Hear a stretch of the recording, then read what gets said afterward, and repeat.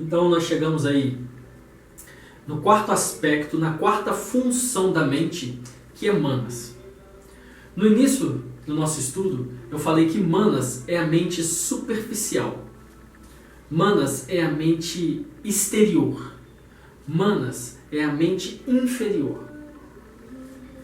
E que manas, ela funcionava de duas maneiras. Sankalpa, focada, clara, sob vontade. Vikalpa, distraída, confusa, dúbia. Essas são as duas maneiras com que manas se funciona. Manas é percebida através dos pensamentos. Todos os nossos pensamentos.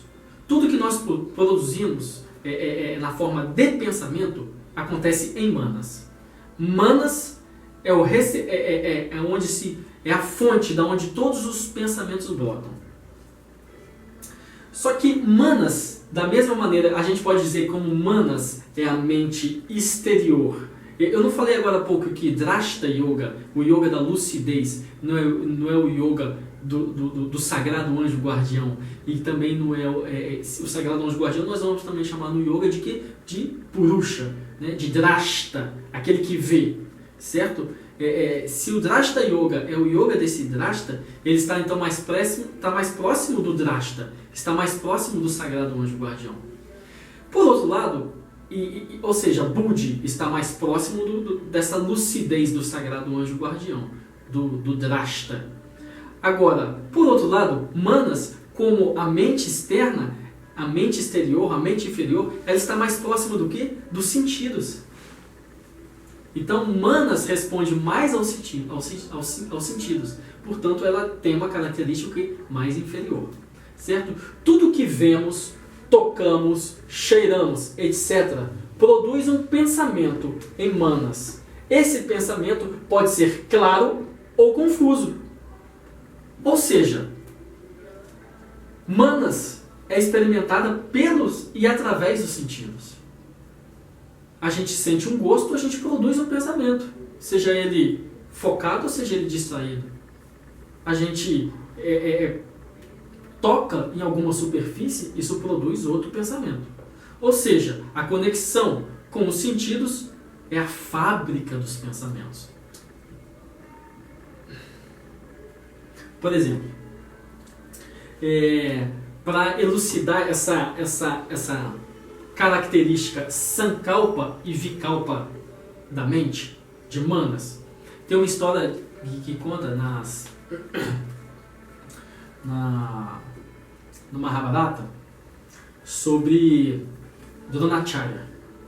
Dronacharya estava ensinando os Pandavas, ensinando arco e flecha para os Kauravas e para os Pandavas.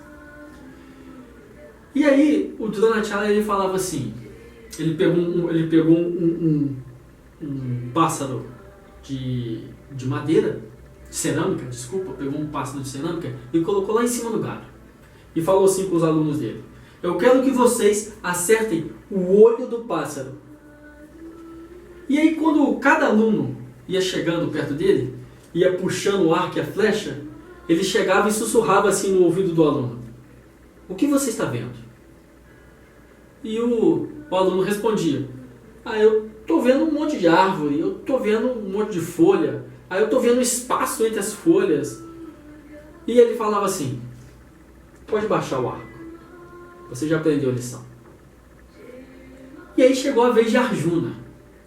Arjuna tinha a mente focada. Arjuna puxou o arco e Dronacharya perguntou para ele: o que você vê? Ele falou assim: eu vejo o olho do pássaro. Aí Dronacharya falou assim: libera a flecha. E ele acertou o olho do pássaro. Isso é o quê? Uma característica focada na mente. Os outros alunos estavam o quê? Distraídos. Ele perguntava: o que você vê? Eu vejo as penas, eu vejo a árvore, eu vejo as folhas. Ou seja, a mente, manas, estava funcionando de maneira distraída, confusa, dúbia. Mas a mente de Arjuna, não. A mente de Arjuna era focada. Ela trabalhava como? Com Sankalpa, E Dona Natiala perguntou, o que você vê? Eu vejo o olho. E ele acertou no olho.